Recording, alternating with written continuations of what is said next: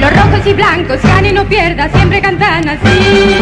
Aupa, upa, aupa, upa, aupa, upa, aupa, upa, aupa, upa, aupa, upa, hurra, qué buenos son.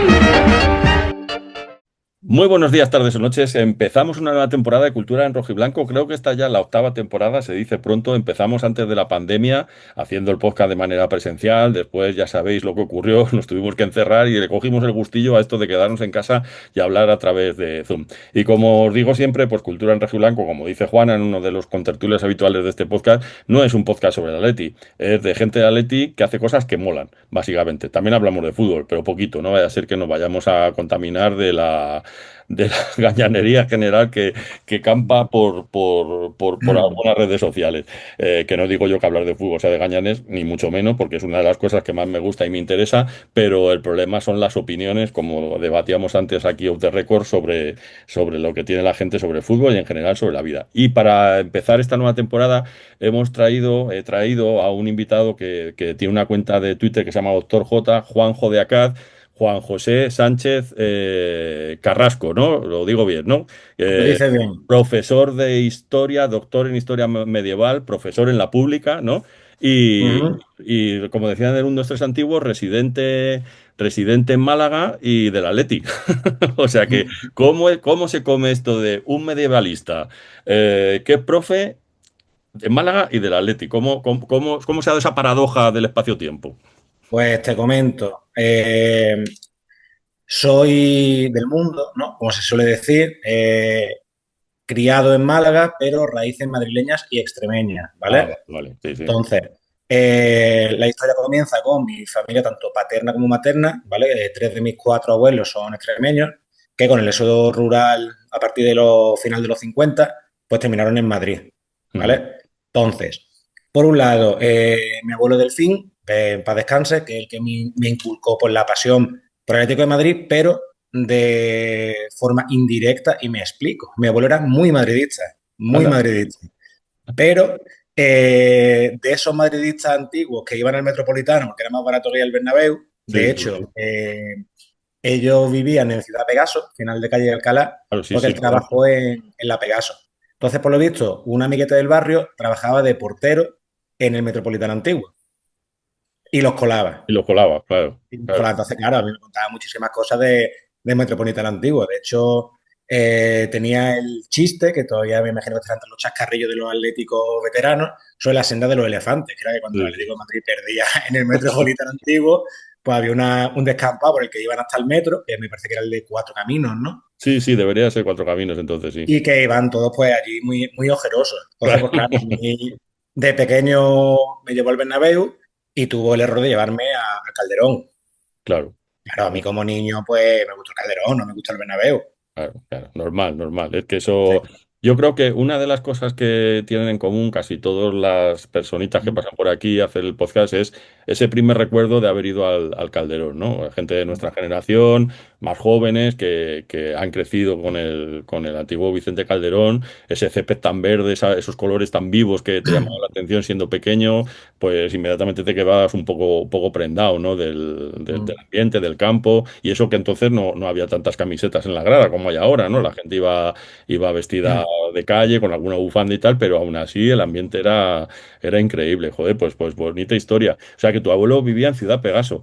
Me Pues, decía Pegaso, sí. pues fíjate, yo hice un documental hace 2 años sobre el barrio de Canillejas, donde está la ciudad Pegaso, y entramos a grabar tanto en la ciudad Pegaso como en la fábrica, y llevamos a dos señores que tenían casi 90 años a la fábrica a verla, que no habían vuelto a entrar desde que se jubilaron.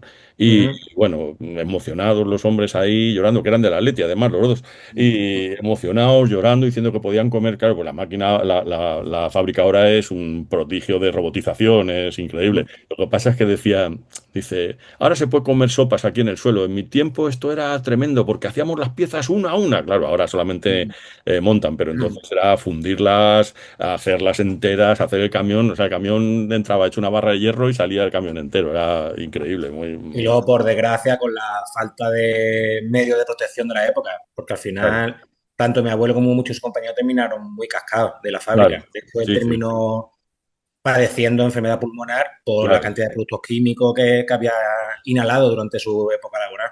claro, claro, porque ahí, vamos, la protección para los trabajadores entonces ni estaba ni, Pues sí, pues, ni se la esperaba de ninguna. psicosis, intoxicación por metales, que era la tónica común. Claro, claro. Y después estudiaste la carrera aquí Pues, pues te comento, a ver, yo fui muy mal estudiante, yo soy una paradoja, ¿sabes? Yo a los 16 años, época precrisis de 2008, Ujú, eh, pues TDAH sin diagnosticar, en la época no estaba tan regulado y gestionado el tema de la atención a la diversidad. Siempre he sido muy lector, muy autodidacta, de hecho, criado en un barrio obrero de Málaga, ¿vale? Pero a mí me encantaba leer, yo devoraba libros. Pero en el instituto me aburría, aquello ujú. era superior a mí. Lo único que me gustaba era historia, ¿vale? El resto era tortura. Las horas no pasaban y claro, en esa época no te hacía falta ni tener currículum, te ibas a cualquier polígono industrial a las 9 de la mañana, a las 10 te habían invitado a desayunar en cualquier empresa y estabas trabajando de aprendiz. Sí, sí, es verdad, es Pues verdad. entonces empecé a currar. Entonces he currado un poco de todo, ¿vale? Da muchas vueltas. Y al final me dio a sentar la cabeza en una empresa de mudanza, que no es un trabajo digno como cualquiera, pero no era el trabajo de mi vida. Ujú. Pues claro, yo no tenía eh, tiempo de descanso, trabajaba de lunes a sábado, de lunes a viernes, entraba a las 7 sin hora de salida, y los sábados sí salía sobre las 3. Pues lo único que quería hacer el fin de semana era dormir Claro, el resto normal. del tiempo. Y estaba como muy atrapado, yo sentía que necesitaba algo más en mi vida, ¿no? Mi epifanía fue bajar un piano 10 pisos por la escalera, ¿vale? Y que hasta aquí. Y dije hasta aquí, esto no es para mí toda la vida. Tengo 24, estoy ya baldado. Cuando tenga 60, que va a ser de mí, ¿sabes? Y dije, voy a volver a estudiar. Claro, en ese momento, pues mis padres dijeron, vale, perfecto, tú puedes volver a estudiar, pero tú tienes ya tu modus vivendi, ya no tienes 16 años, las habichuelas te las buscas. Es verdad Claro. que nunca me han negado el apoyo y la ayuda, pero claro, como ellos tenían la imagen de mí, de el inconstante que lo dejaba todo, pues tampoco se fiaban mucho. Ya. Pues mira que me preparé el acceso de mayores de la universidad, saqué muy buena nota y ya empezaron. Tienes que ser arquitecto, abogado, médico. Y yo que me daba para lo que, la media para lo que quería. Y dije, a ver, vamos a ser realistas, ¿no? Lo que he aprendido a lo largo de mi experiencia laboral es que si estoy haciendo algo que no me gusta, pues al final lo puedes abandonar. Voy a hacer historia, es lo que me gustaba desde siempre. Pues y lo típico, pues eso no tiene salida, qué vas a hacer en tu vida laboral con la carrera de historia? Bueno, por probar. Y por probar resulta que saqué el mejor expediente a nivel nacional. Eso es lo que pones en tu cuenta de Twitter, en la ¿Sabes? Para maravillosa. estar orgulloso, ¿sabes? Porque claro, si tú ves dónde estaba yo 5 años antes de terminar la carrera, estaba cogiendo muebles. Entonces yo Ya, creo ya, que ya. un poco de la meritocracia bien, ¿no? De decir, Sí, me he sí, sí. esforzado y he recogido los frutos de mi esfuerzo, de verdad. Es muy del Atleti eso también, ¿eh? Sí, ¿Sabes? O sí. sea, nada se consigue sino con angustia y esfuerzo. O sea, eso está claro. Tú eres un caso claro y ahora das clase en la pública, ¿no? Ujú.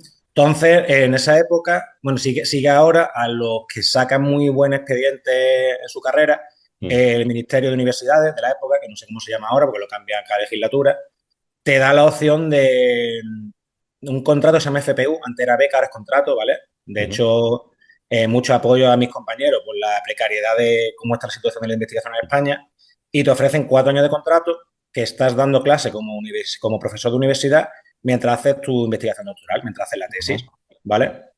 Entonces, bueno, luego hice el máster ya en Granada, porque la Universidad de Málaga tiene poco movimiento en tema de contrato de investigación, de financiación y más de, y la Universidad de Granada sí es más grande para eso.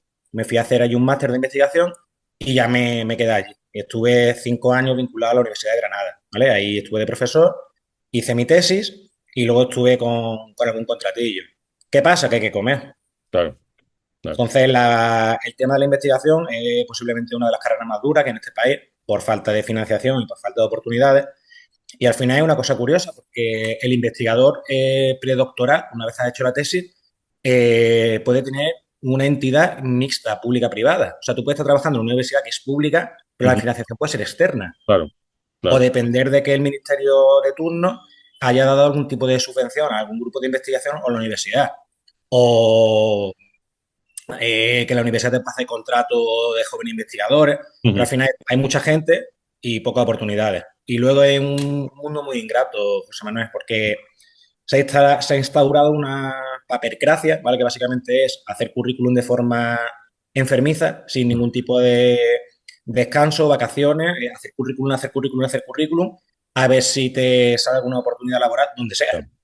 Ya, ya, Y ya. claro, a mí yo me meto con la tesitura, ya sabiendo esto, ya más mayor que mis compañeros que estaban terminando la tesis con 10 años menos, y con ganas de estabilizarme, de estar con mi pareja, poder tener una vivienda y algo fijo. Entonces me vi la tesitura de tener que irme 2 años a Portugal Ujú. ganando 890 euros y Ya, dije, ¿cómo vivo yo en Lisboa con claro, 890 euros?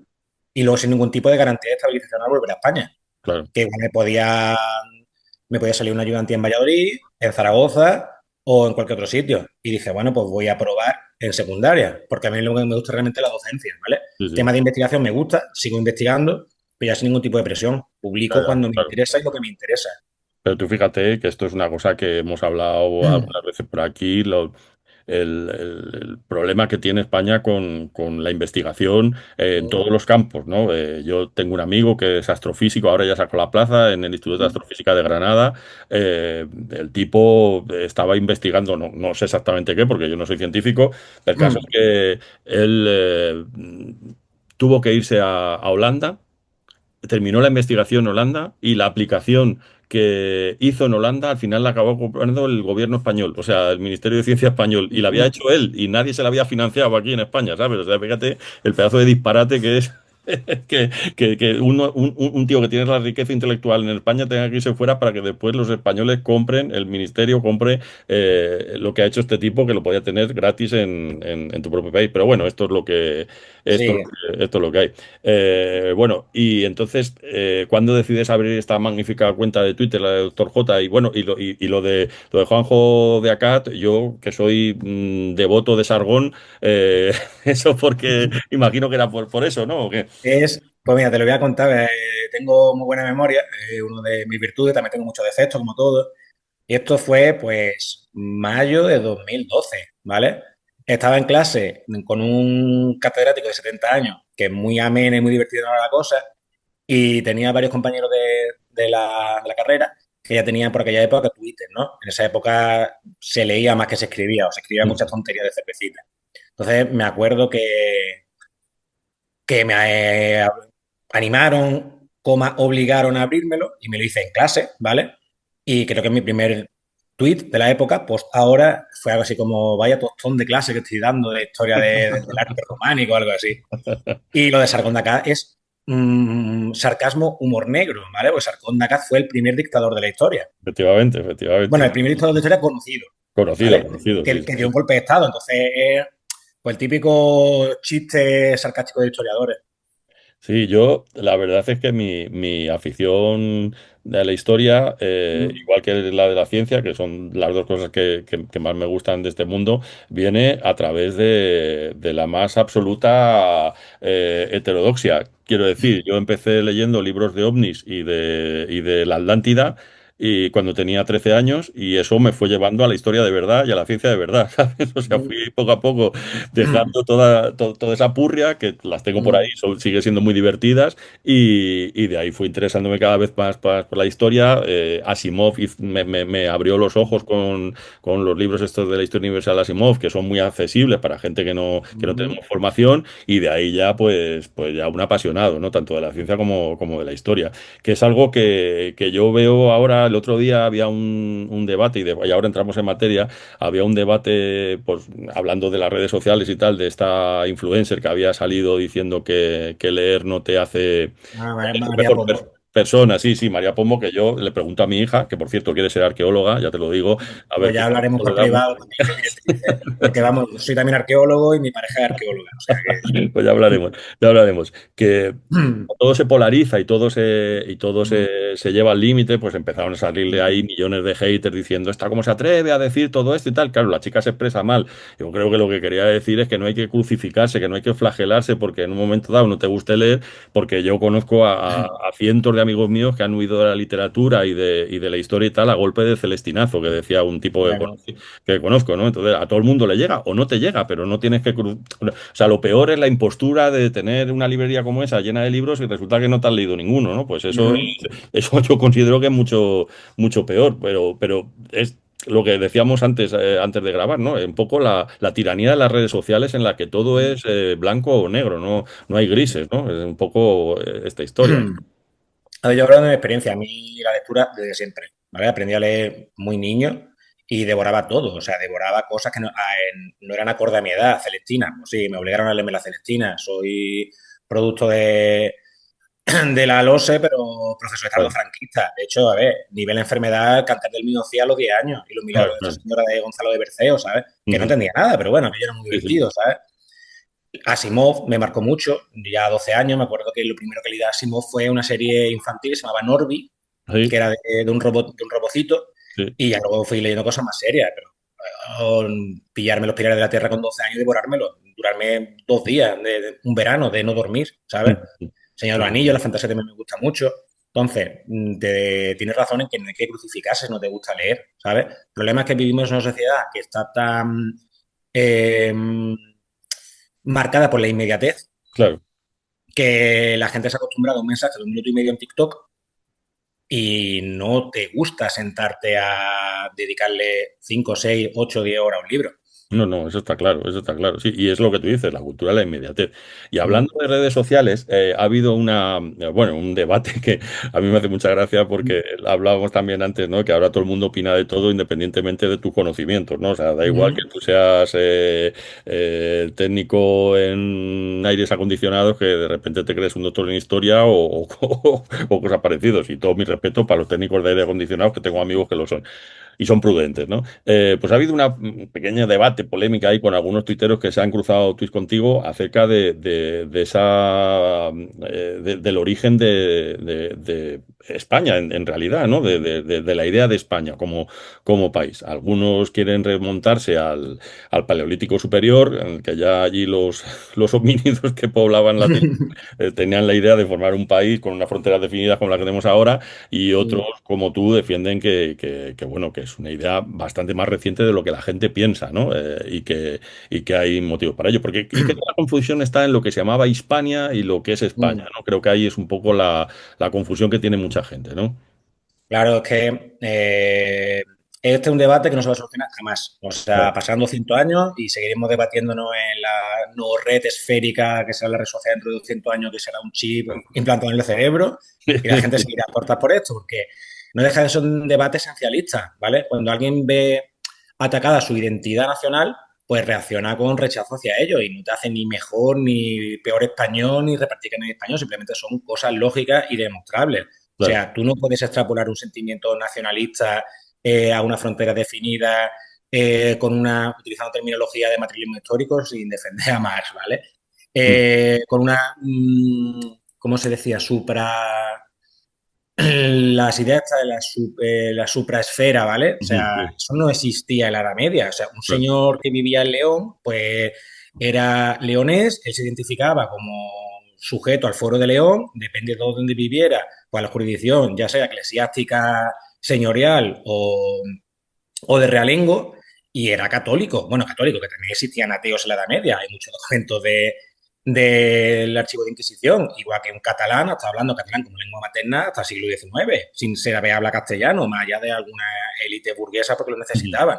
claro. Entonces, eh, estos temas que se vienen dando desde el siglo XIX por el surgimiento del concepto nación, pues han intentado extrapolar siempre un surgimiento de la nación en su época de mayor esplendor, ¿vale? Histórico. Entonces, le Ujú, tenemos ejemplos en todo el mundo. sí, Siempre tendemos a pecar de eurocentristas, ¿vale? Pero en Italia, Mussolini, ¿dónde ponía foco? En el Imperio Romano, claro, claro. ¿vale?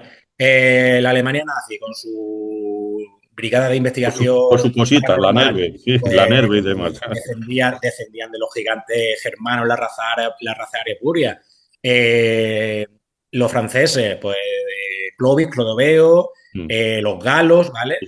Aquí en España, pues que si Viriato, que lo tenemos compartido con Portugal, y luego, pues, figuras clave, los Reyes Católicos, Isidoro de Sevilla, el Cid Campeador, Don Pelayo, ¿sabes? Que no dejan de ser mitos, ¿vale? Mitos exacerbados a lo largo de los siglos. mm, Y, a ver, los mitos son interesantes, son atractivos como una identidad. El problema es cuando la gente se cree el mito. claro. ¿vale? Cuando la gente coge la crónica albeldense y lee que en una cueva había una virgen que devolvía roca a un ejército de 300.000 agarenos, porque en esa época ni los hispano-romanos ni los godos tenían muy claro lo que era el Islam, ¿vale? Y que le dio un terremoto y mueren 250.000. Es como, a ver, señores, seamos serios, ¿sabes?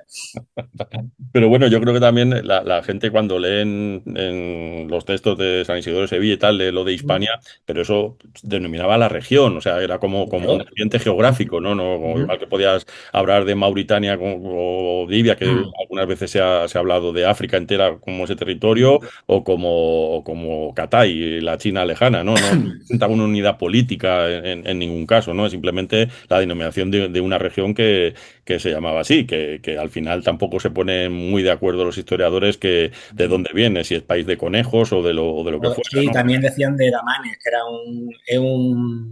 un roedor que hay en la zona de Siria-Palestina, que está emparentado más con los elefantes que con los roedores, Ajá. y los fenicios pensaban que los conejos eran damanes cuando llegaron aquí, Ah, vale, vale, vale. ¿vale?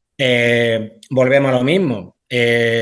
Hispania, ¿cómo llamaron los romanos? Bueno, ¿cómo llamaron los fenicios? Hispan ya, bueno, Ujú. Hispan o Hispan, los griegos Hispania, los romanos Hispania. Entonces dices, tú, bueno, si los romanos hubiesen llamado Mordor en la península ibérica, pues estaríamos en Mordor, ¿sabes? Claro, claro, claro, O Mordonia. efectivamente, efectivamente. Entonces, a ver, yo tampoco soy una eminencia a nivel historiográfico que cambia el paradigma, pero ahí hay gente respetada en el mundo entero que son atemporales, como los medievalistas franceses, ¿vale? De la época de entreguerras, me refiero a la escuela de anales, Duby, Le Goff, que ellos han estudiado, iniciaron los estudios de la historia de las mentalidades y son gente seria, ¿vale? Partiendo de la base de que somos sujetos, por lo que siempre vamos a ser subjetivos, aunque intentemos ser objetivos, si nos ponemos a analizar fuentes, arqueología y el propio sentido común, un hispano-romano siervo en un latifundio de un visigodo no se siente igual que un visigodo. Es como si Claro, yo digo que ahora me siento pues exactamente igual que un miembro del grupo de administración de cualquier empresa del IBEX 35. No, claro, no somos claro. iguales. No representan mis intereses, no son mi clase social y no me puedo sentir identificado con ellos. Pues claro, un siervo que trabajaba en un régimen de semi-esclavitud de la época, pues no tenía nada que ver con la élite visigoda. Claro. No, ahora te iba a preguntar por eso, porque acerca de esto de imponer el relato, que es una cosa que en el fútbol suele pasar, vivimos sujetos al relato del nacionalmadridismo, que es una palabra que se inventó un amigo mío que se ha hecho popular, y es así, ¿no? Es el conjunto del Real Madrid como fuerza aglutinadora del Estado, ¿no? Como la luz, el faro de Occidente que guía los buenos propósitos de los españoles de bien. Bueno, pues ahí está el nacionalmadridismo, imponiendo un relato muchas veces mítico, imaginado y que no siempre es real, que no quita para que sea un club magnífico, pero al final valoras lo que han hecho y lo que ha pasado en su historia y dices, bueno, habría mucho que rascar aquí. Entonces ese relato es un ejemplo claro de cómo se impone sobre la realidad lo que va quedando para la historia. Esto, evidentemente, a lo largo de la historia de España ha debido suceder muchísimas veces retrocediendo a los visigodos. A mí me tiene loco desde siempre. Me imagino en la piel de ese hispano romano que ve pasar, claro, pasan muchos años, ¿no? Pero su generación, Mm. que no se mezcla, que vienen los visigodos, que después vienen los Tarik y sus amigos, que después bueno, ¿qué pasa aquí? ¿Cuándo nos dejan en paz, no? Porque realmente eso sí que era el sustrato más o menos original, mezclado con las tribus que hubiera ahí en España en aquel momento, por los celtíberos o lo que sea, ¿no? Pero entiendo que esa visión que tenían ellos era bueno, pues no tenemos más remedio que someternos a esta gente, pero no son de los nuestros, ¿no? Lo que decías tú antes. Claro, partimos de la base que la gente se piensa, los profanos de la historia, ¿vale? Que hay sustituciones poblacionales completas. Claro, No. O sea, a ver, los visigodos eran la élite político-militar, pero los visigodos eran un 2% de la población de la península ibérica a la llegada de Tarik y sus amigos, claro. ¿vale? ¿Qué pasa? Que eran la élite militar y política, pero no había cohesión social por mucho que dijesen que todos se convierten al cristianismo tridentino para eh, que haya cohesión. Ellos instauran su ley germana basándose en el derecho romano, pero Ujú. ellos son una élite que además era bastante... No me gusta utilizar anacronismos, ¿vale? No se puede decir que eran racistas, pero que no les gustaba mucho mezclarse con los hispanos romanos. ¿vale? Ya, Y eso ya. nos lo dice la arqueología y nos lo dicen las fuentes. Por ejemplo, en estas famosas actas de los concilios de Toledo se ve que hay algunas sedes episcopales que tienen dos titulares. Tienen un obispo hispano-romano y un obispo visigodo. ¿Qué te está diciendo eso? Porque estaban separados, claro. Que ¿Vale? estaban separados. Arqueología, ¿vale? Yo he trabajado he hecho labor arqueológica sobre mi tesis o otras cosas, conozco muchos arqueólogos, mi final de formación profesional. Pues, volviendo al término España, España, ¿cómo llamaban los visigodos a la provincia del sur de la península, a la parte sur de la península ibérica conquistada durante la época de Justiniano? La llamaban Hispania, el resto era tierra bárbara, que es donde estaban los hispanos-romanos y los visigodos.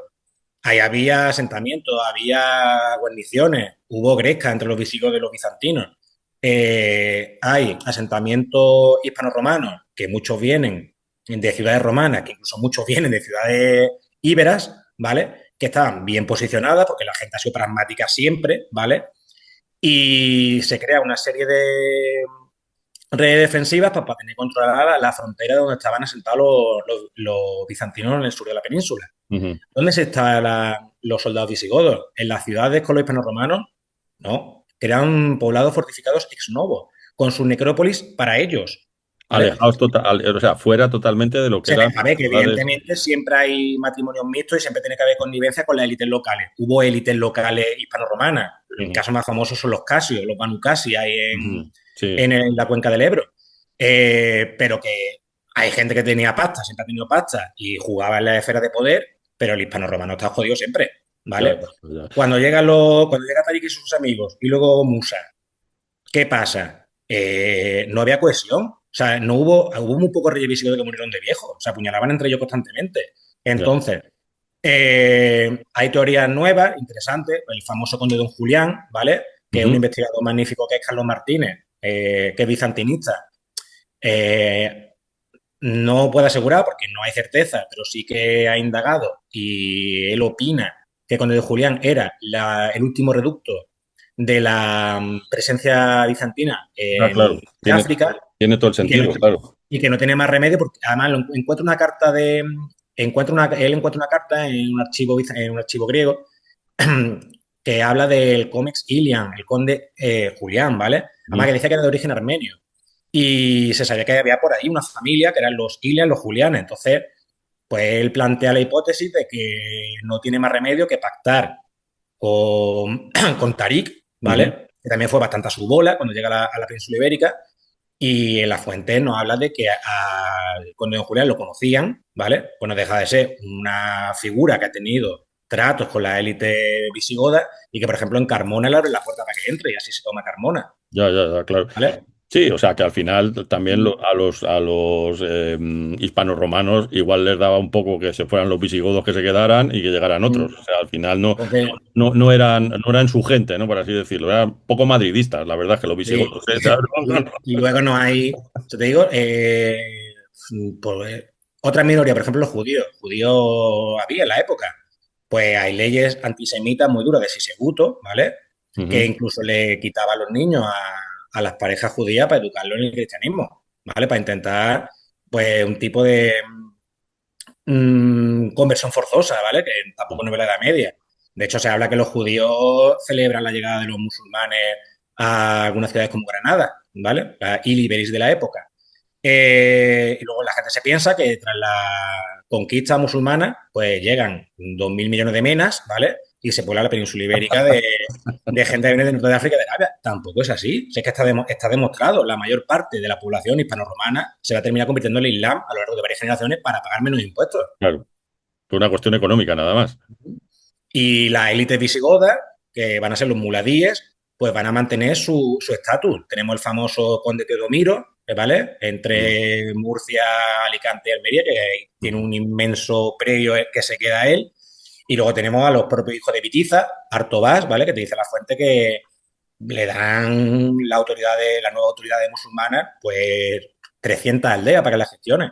Y bueno, Los hijos, y los que has pronunciado antes, los casios, ¿no? Que también se los convierten. Banu Qasi, que van a ser primero hispano-romanos, luego musulmanes, luego se va a volver a convertir al cristianismo y van a estar en una zona de frontera entre los reinos cristianos del norte y el andaluz, pues muchas veces prácticamente autogestión. Joder. van a favorecer el nacimiento del Reino de Navarra. Qué pena que de verdad no haya en España dinero o ganas o impulso para poder hacer ficción sobre esa parte de la historia, porque es apasionante y sobre todo porque parece que no, pero parece increíble, pero es muy desconocida para los propios españoles. O sea, es desconocidísima. No tienen una idea clara de las cosas que ocurrieron ahí, ni quién es Don Julián, ni Rodrigo, ni Don Opas, ni nadie. Entonces, creo que hubiera sido fantástico haber podido tener una ficción. Bueno, se intentó con Isabel, se intentó con algunas cosas, ¿no? De mi amigo Olivares, pero realmente la producción en ficción histórica en España es realmente paupérrima. No hay muchas cosas, pero no las hay ni incluso en el cine del franquismo, que podría haber tenido ahí una beta para explotar el nacionalismo y no, tampoco es que haya muchísimas, ¿no? No hay contaditas cosas que son muy graciosas, después las ves y son muy simpáticas, pero no se da eso, no sé por qué.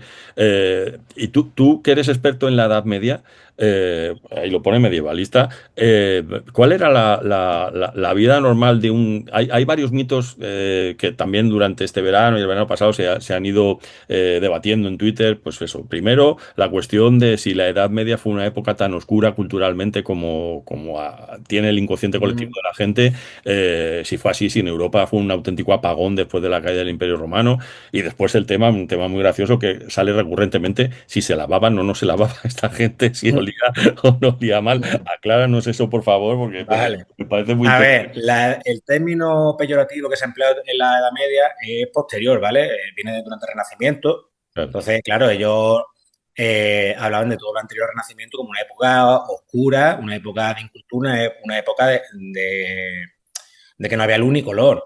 Mentira, ¿vale? La Edad Media es una época muy rica a nivel cultural, filosófico, ¿vale? Evidentemente monopolizada por la Iglesia Católica en Europa, ¿vale? Mm. Y había color. O sea, tú ves cualquier película de la Edad Media y van todos de marrón oscuro y sucio. No, la gente se lavaba, ¿vale? Es verdad que no había sistema de alcantarillado, que las ciudades olían. De hecho, hay fuentes sobre que había ciudades que solían a kilómetros antes de llegar, ¿vale? Entonces, mucha higiene no había, pero la gente se lavaba. Pero Otra, no estaban putrefactos por ahí, no, ¿no? no. Otra cosa es que el campesino medio vivía en una casa de una estancia y muchas veces compartían 6 personas, 7, 8, 10 con los animales. A mí es verdad. ¿Vale? Pero Pero bueno, eso pasa en el franquismo, que es tampoco que es creo lo que que te era iba a decir, casualidad. que eso ha pasado hasta los años 50 prácticamente en España, Ujú, ¿no? O sea, que es tremendo. Bueno, no te pierdas que yo, claro, como soy un friki, soy muy fan de todas las series de ujú, zombies, hasta de las pésimas y malísimas, ¿no? Entonces acaban de ujú, estrenar la tercera temporada de Daryl Dixon, que está en España. Eh, es un auténtico despropósito maravilloso, ¿no? Porque los españoles son una especie de aldeanos que viven en cuevas, van vestidos de pana y el interior de ujú, las casas, a pesar de estar ambientado en 2025, parece sacado de una película de la posguerra. O sea, las televisiones son en ujú, blanco y negro, ellas van vestidas con trajes regionales, están en Galicia, pero suena una guitarra flamenca, todo ujú. maravilloso, de verdad, que es una cosa... Pero claro, llega un punto de ser tan cantoso y tan absolutamente disparatado que ya estoy cogiendo cariño, ¿no? Porque, joder, ¿quién ha escrito? ¿Quién es el discapacitado que ha escrito esto? Pues está muy bien. Y hablando de series y de películas, que el otro día mantuvimos una breve conversación acerca de esta de Rey y Conquistador, del Guillermo el Guillermo Conquistador. Conquistador, Guillermo Sí, el Bastardo, para su enemigo. efectivamente, que es el ver, los ingleses sí que han sabido vender esa mitología en la ficción, y al final terminas, a poco que te pongas a ver vikingos y 4 o 5 series de este pelaje, terminas sabiendo más de la genealogía de los reyes ingleses y del reino inglés de Dinamarca que de la propia española, aunque históricamente no debe tener ningún rigor, ¿no? Imagino, o muy poco. Poco, vale, poco. A ver, tú eres productor, tú sabes que muchas veces prima más la narrativa contemporánea y un Claro, mensaje para llenar los huecos de diálogo que intenta hacer que llegue al máximo tipo posible de público, ¿vale? Entonces, si tú te pones a hacer un producto histórico con rigor, que no lo va a ver nadie, no lo va a ver ni el historiador, ¿sabes? claro, claro, Porque ¿qué es lo que recoge, qué es lo que se recoge en una fuente histórica? claro, Una coronación, la de Carlomagno, claro. X guerra que está exagerada en todo tipo de números, términos, hazañas y discursos, Y al final prima el mensaje contemporáneo. Cada película, cada serie, cada producto audiovisual es hijo de su tiempo, ¿vale? Entonces a mí me gusta mucho el cine, ¿vale? Y he cursado varias asignaturas de historia de cine, he ido a algunos congresos de historia de cine, conozco a gente que se dedica exclusivamente a esto y aprendí mucho de ellos y con ellos. Entonces, por ejemplo, cambiamos de tercio y nos vamos a la ciencia ficción. Películas de ciencia ficción americana de los años 50 y 60. ¿Quién eran los malos? Claro, los Los marcianos, marcianos. ¿De dónde venían? Del planeta rojo. claro, claro, sí, sí, era ¿Vale? Pues ya tenían ahí totalmente la Guerra Fría, claro. la Guerra Fría, tenían ahí acusando a la URSS, ¿vale?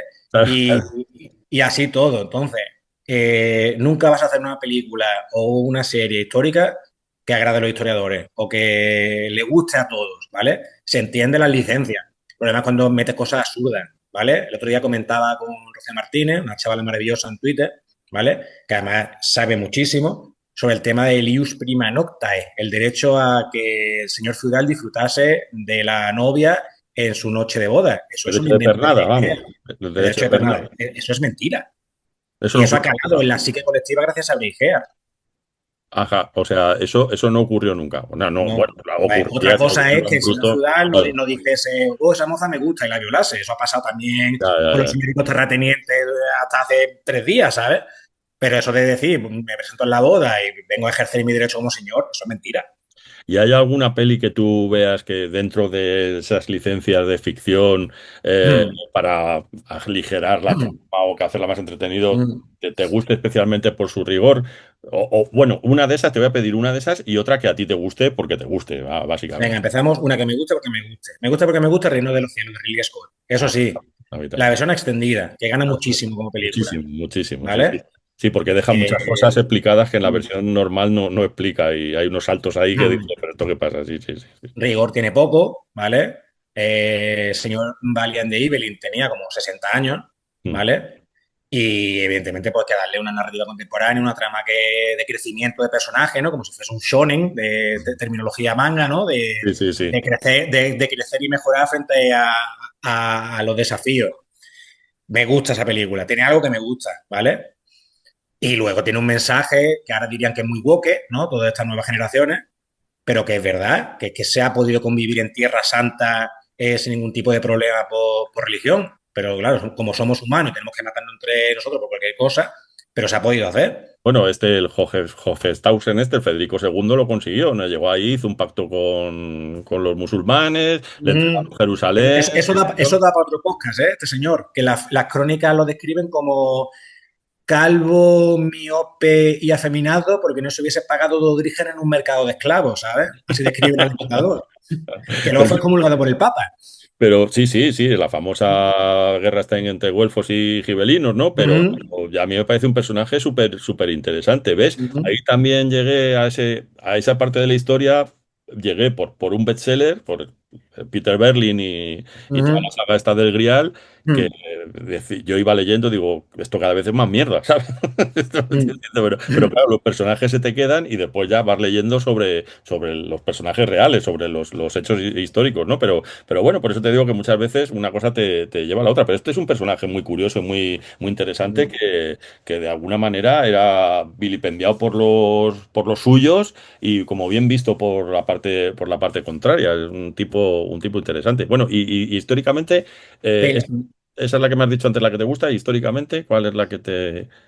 Aquí habrá gente que me crucifique, pero yo voy a recomendar 2 películas. Un tal Ingrid Bergman, que debe sonar, Sí, ¿vale? sí, ¿Vale? A ver, película de su época, no es acorde a todos los públicos, todos los gustos ni todos los estómagos, pero a mí sí, es el séptimo sello, a mí me parece sí. peliculón. Y luego León en invierno, El León en invierno, sí, sí, sí. Está muy bien. ¿vale? Es verdad que los teutones son muy malos, que lanzan niños a la hoguera, pero bueno, Ya, bueno, ¿qué le vamos a son hacer? películas hechas con mimo de otra época. ¿Qué le vamos a hacer? Sí, sí, efectivamente, son cosas un poco irrepetibles. Y después cosas como Braveheart y estos son disparates, ¿no? Ujú. Históricos. Es una película muy épica que Sí, tú sí, sí. te sientes de escocés, yo me disfrazo con un Halloween de escocés, ¿sabes? Pero rigor histórico, poquito, Claro. narrativa contemporánea. Y como siempre llevamos esto al terreno del Atleti también, y uno de los juegos que hacemos en este programa es qué personaje histórico tú crees que Mm, hubiera sido del Atleti. Tengo un amigo que es el líder del movimiento nanaísta, que este se dedica a hacerlo con filósofos y pensadores, y es muy gracioso, ¿no? Pero personaje histórico, ¿quién te sale? ¿Quién te sale que pueda asemejar a alguien del Atleti o que tenga un valor así de lo que presuponemos que es el Atlético de Madrid? vale. Vamos a Esto dar una es vuelta de jodido, ¿eh? tuerca, Es José jodido, ¿eh? Manuel. A ver, qué jodido, sí, porque dices tú, a ver, ¿cuáles son los valores clásicos del Atlético de Madrid? Ganar, ganar y ganar. Todo el mundo ha ganado y ha perdido a lo largo de la Claro, historia, ¿sabes? claro, sí, sí, Hay gente sí. que ha ganado más que ha perdido, pero todo el mundo ha perdido algo. Mira Carlos Magno, que perdió Zaragoza. Claro, Eh, claro. eh, ¿Qué valores atribuimos al Atlético de Madrid? Lucha, sacrificio, Pues yo creo desgracia. que es más la resiliencia, la de decir, Mm, pues eso, yo creo que lo que más, mira, yo esto lo hablo mucho mm, con Vizcaíno, el de la agencia Rasmor, que es conocido amigo, y para mí el mm, anuncio que más da en el clavo, aparte del de la guerra civil, que me parece que está gracioso y chulo, es el del señor que es un señor de unos 50 y tantos años, que en una entrevista de trabajo ve que hay un montón de jóvenes con ordenadores y tal, y otros miembros de la plantilla de selección, la gente que está ahí esperando, de la edad del señor, se van yendo, ¿no? Se van yendo porque dicen, bueno, pues no tengo nada que hacer porque mm, pues yo vengo aquí con mi carpetita y esto, fíjate, mm, están aquí con el móvil y tal. Y entonces, él se va a ir, se levanta, se le ve el llavero del Atleti, se lo piensa y se queda, ¿no? Pues eso, mm. ¿no? Decir, bueno, y sí, sí, ¿sabes? Y O sí, sea, sí. yo creo que es Pues, pues mira, esa lógica, ¿no? personaje recurrente en mis investigaciones. Gonzalo Fernández de Córdoba, Ole, el gran toma ya, capitán. gran Lo capitán. conoce todo el mundo le suena. Un tercera legión lleva su nombre, ¿vale? Señor nacido en Montilla, ¿vale? Hijo de una rama de los González de Córdoba, que eran una rama familiar bastante extensa, que tenía el monopolio prácticamente de la provincia de Córdoba y se mataban entre ellos. Muchas veces los sultanes nazaríes pues llevaban a una de las dos ramas, ¿vale? Un tema bastante curioso. Mm. Eh, me tiro al barro. El Cholo es la reencarnación de Gonzalo Fernández de Córdoba, Toma ya, ¿vale? ahí está, ¿eh? ¿Por qué? ¿Vale? Titular ¿Por del qué? podcast. ¿Por qué? Te comento. Yo vi al Cholo en su estreno en el Atlético de Madrid en la Rosaleda. Claro, es verdad. Sí, sí, Un en glorioso Paseo cero Bueno. cero y ya ha O 0-0, llovido, sí, sí, ¿sabes? sí, sí, sí, 14 años. Entonces, ¿cómo estaba el club cuando llegó el Cholo? Pues veníamos de ser expulsados por Albacete en la Copa del Rey, contra Mm. un segunda vez, con mucho honor para Albacete, ¿sabes? Pero claro, a nivel presupuesto y plantilla, pues mm, choca, ¿no? Entonces, ¿qué ha hecho el Cholo? Pues el Cholo ha hecho lo que hizo Gonzalo Fernández de Córdoba, una serie de innovaciones estratégicas, ¿vale? Él fue pionero, uno de los pioneros en las tácticas de guerra moderna, él consigue aunar y hacer tácticas donde infantería, artillería y caballería se coordinan perfectamente y consigue vencer batallas, sobre todo en las campañas de Nápoles, contra tropas francesas muy superiores, ¿vale? Muy superiores. Pues ahí tenemos el glorioso Liverpool 2, Atlético de Madrid 3, Claro, último claro. partido de la pandemia. Entonces, ¿qué ha hecho el Cholo? Pues el Cholo ha hecho que todo el mundo sangre por esa camiseta, ¿vale? Ha conseguido dejar al lado los egos de estos chavales multimillonarios que muchas veces necesitan a alguien que le diga hasta aquí, ¿vale? Por un bien común, que es el equipo. Entonces, ¿qué hizo el gran capitán? El gran capitán le dijo a los nobles, se acabó la guerra medieval. Aquí ya cada uno no va por su interés, aquí vamos a luchar por un objetivo común. Claro. ¿Vale? Ese sería mi símil histórico. Ya, pues está bien tirado, ¿eh? ¿Sabes? Mm. Evidentemente, nada que ver con ese galanteo que se tiene con Isabel la Católica en la serie que lleva nombre de Isabel, ¿no? Mm. O sea, eso no ocurrió jamás, ¿sabes? Ponía al pobre Sergio Perimencheta, que saludamos desde aquí, esperamos su pronta recuperación, que lo pasó realmente mal. Sí, pues me mola lo del Gran Capitán, la verdad es que sí, sí, tiene pinta. Y ahora que, del Atleti de ahora, ¿con qué jugador te quedas? ¿Qué es lo que más te gusta de la plantilla o de los últimos años? Que es con el que dices con este a muerte, como si fuera un capitán de los tercios de Flandes. Pues complicado, porque claro, tú sabes que al final hemos pasado de pupas a resultadistas, ¿no? Claro. Hemos tocado con la yemita dos Copas de Europa, hemos ganado dos ligas, Sí, entonces no soy de los que reparten canas del Atleti, no pongo en duda el valor del Cholo, que muchas veces hay cosas en las que se puede estar en desacuerdo, siempre respetando que el entrenador va a saber de fútbol infinitamente más que todos nosotros, ¿no? Y claro, dices tú, paciencia, este año paciencia. Plantilla completamente nueva, jugadores que no han hecho el pago de sangre que normalmente le hacen otros Sí, sí, fichajes y han caído titulares a principio de temporada. Hay que esperar, habrá que hacer una crítica a final de temporada, pero a mí, por ejemplo, Almada me encanta. sí, a mí me gusta mucho también. Parece un jugador. A ver, yo creo que lo que está pasando aquí ahora es que Mm, la postura que yo defiendo es que evidentemente no te va a dar, o espero que, no creo, mm, ojalá sí, para competir en la Champions y en la Liga y tal, pero joder, lo que sí te tiene que dar sí o sí es para competir contra el Alavés, contra el Cádiz, contra el mm, Valladolid, y entonces a eso así no te puedes dejar los puntos. Entonces, un poco mm, la crítica que hay ahora entre la gente que hace crítica constructiva, como creo que la mm, gente que está alrededor de nuestro canal y tal, es eso, ¿no? Decir, tío, o sea, no vendamos el humo de tener la mejor plantilla del mundo para ganar la Champions y preocupémonos de ganar lo que tenemos que ganar, que no te encierre el mm, Alavés, que no te gane el Español, porque eso sí que son puntos que después son irrecuperables, ¿no? Que puedes perder sí, contra, sí. contra el Madrid o contra el Liverpool, que es lo normal es perder contra esos equipos, pero ¿y si no? Pues de puta madre. Pero claro, que te encierre el Alavés en tu área y eso yo creo que es que también muchas veces independientemente de que a lo mejor él pues no se encuentra con las mismas ganas o igual, no sé, pueden pasar muchas cosas. Pero es que al final jugar en Atleti pesa mucho, yo creo, pesa mucho para los Pesa jugadores. mucho, cada vez somos más exigentes Claro, por, claro, claro, por el recorrido que traemos. Y luego, no sé, siempre está la alegoría de tiempo pasado, siempre fue mejor, ¿no? O sea, claro, yo veo las dos bandas yermas. claro, O claro. sea, desde que se fueron Felipe y desde que se fue Juan Fran, Juanfran, que sí, son sí. los dos puestos más importantes de la plantilla, lo ha dicho el Cholo. Sobre todo Dice que porque él juega así, claro. hemos tenido parches que han funcionado, Carrasco funciona de carrilero, Llorente, que no es carrilero, Claro, es que no es carrilero, se deja claro, la piel, pero es que no es carrilero. claro, claro. Ruggeri, pues no me gusta lo que he visto de él. Que igual luego el chaval me calla la boca, pero Ya, mm, ya. Yo le tengo esperanzas a Almada, creo que Baena va a funcionar muy bien. Creo que si consigue que Griezmann aporte lo que aportó el otro día contra el Villarreal, estar ahí como este tipo que distribuye el juego en el frente de ataque para mm, volverle locos, porque es que claro, él puede tener 200 años y tendrá más fútbol que el 80% de los jugadores de la liga, ¿no? Entonces, si consigue encajar esas piececitas ahí, podemos divertirnos mucho, pero mm, sobre todo yo creo que el trabajo es psicológico, es decir, chicos, lo podéis hacer, no os agobiéis, no os dejéis dominar por estos tíos, no, a la primera que os metan gol no os achiquéis porque sois el Atleti, porque sois mejores, básicamente, ¿no? Que mm, ese es un problema que yo sí veo, a lo mejor un poco de falta de carácter en algunos jugadores durante los últimos años, no tenías esos Godín, Gavi, Raúl mm. García, gente así que Raúl no. García, ahora es que para mí Claro, la marcha de Raúl García, que se merecía irse, ¿vale? claro. Es que nadie, bueno, Diego Costa, que Mm, tenía el carácter de Raúl García, que siempre te hace claro, falta experto que sea en tu equipo, ¿vale? O sea, si hay, efectivamente. si hay algún jugador de tu equipo que no odia el resto de las aficiones de los equipos Bien, españoles, bien, es que bien. algo está haciendo bien, ¿sabes? Claro, es que lo está haciendo bien, bienvenido. O sea, claro, claro, ese es un poco la historia, tío. Pues eso. Pues, tío, ha sido un placer. A ver si conseguimos llevar adelante lo de Cultura en Rojiblanco, el festival. Este año creo que lo vamos a hacer en el mes de abril y montamos alguna cosilla y te vienes. Y como antes hemos dicho los dos que somos anarquistas, no sé si eres federalista, mutualista o, bueno, da igual, somos todos más o menos iguales.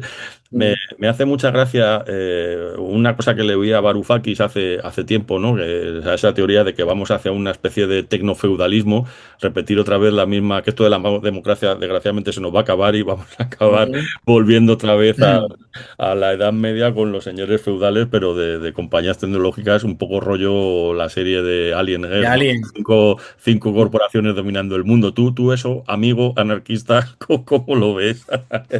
Parece. pues, a ver, no quiero ser fatalista, pero lo que está claro es que si hay una persona que tiene como capital personal tanto dinero que supera el PIB de algunos países de la Unión Europea, Claro, claro. es que, Es es que que ya algo está mal en este mundo, ¿sabes? O sea, está que, fatal, que- está es que fatal. estamos hablando de empresas que son capaces de negociar de tú a tú con un Estado e imponerle sus condiciones. ¿Dónde está Sí, la sí, sí, soberanía? total, total, total. No, no, está claro.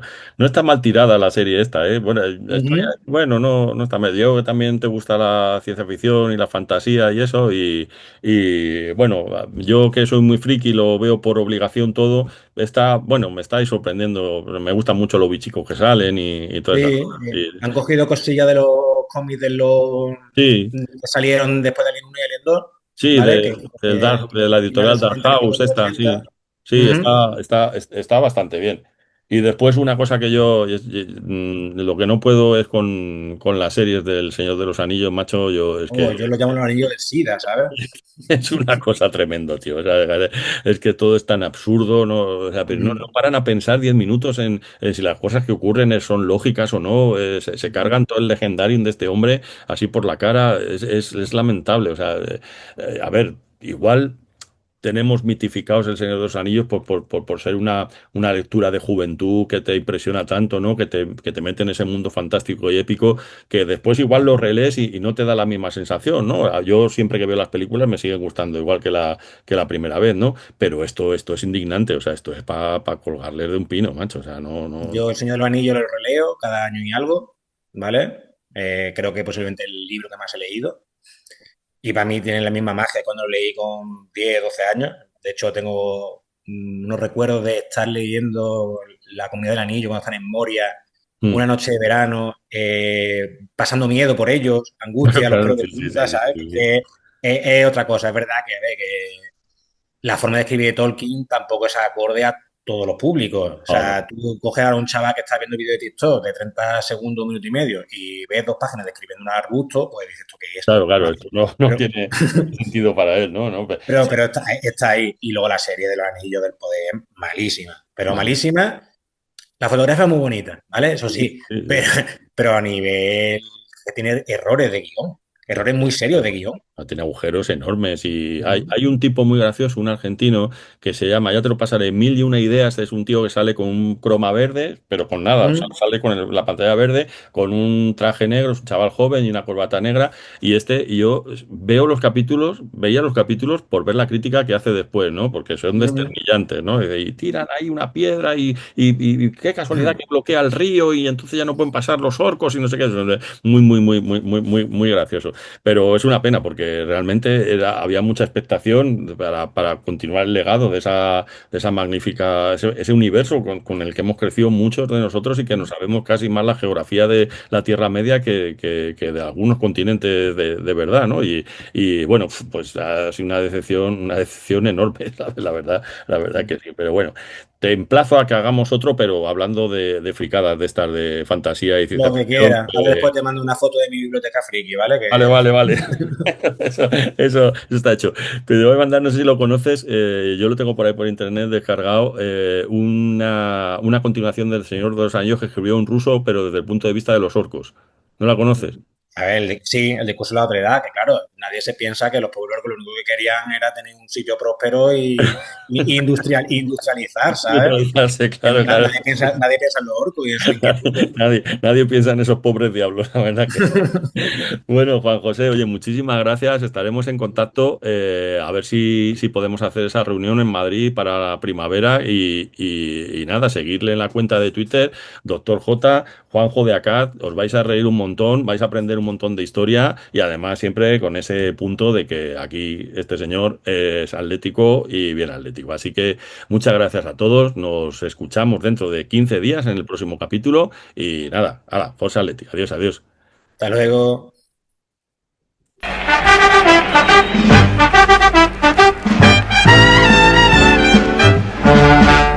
Atlético de Madrid, el club que me gusta a mí. Los rojos y blancos, gane no pierda, siempre cantan así. Aupa, aupa.